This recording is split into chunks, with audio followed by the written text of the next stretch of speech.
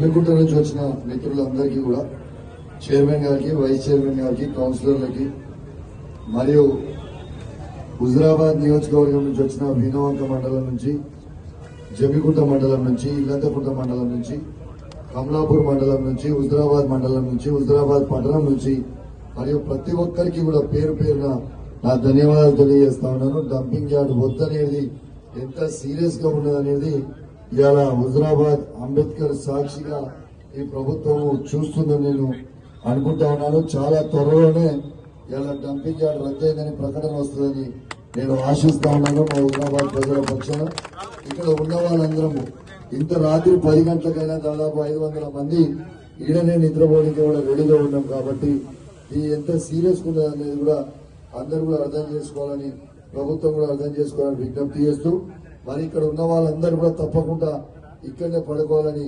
మనస్ఫూర్తిగా కోరుకుంటున్నా.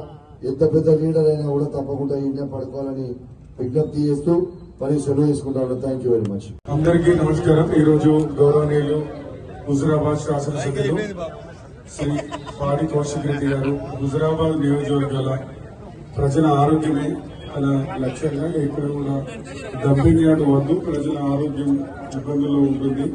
ఈరోజు హుజురాబాద్ నియోజకవర్గానికి ఓఆర్ఆర్ ద్వారా పెద్ద ప్రమాదం వస్తే ఈరోజు డంపింగ్ యార్డ్ ద్వారా మరో ప్రమాదం.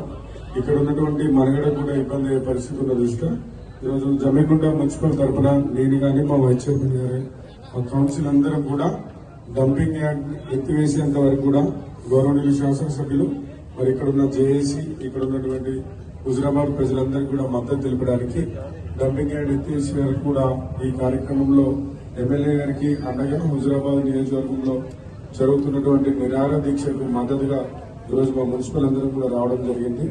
ఈరోజు ఈ కార్యక్రమంలో నైట్ కూడా మన వైస్ చైర్మన్ గారు మరియు మన జమ్మికుంట కౌన్సిల్ అందరం కూడా ఇక్కడనే మీతో పాటు నిద్రిస్తామని చెప్పి తెలియజేస్తూ అందరం కూడా తెల్లారి 10 గంటల వరకు కూడా ఎమ్మెల్యే గారికి మద్దతుగా ఇక్కడ ఉండాలని చెప్పి కోరుకుంటున్నాను. Thank you.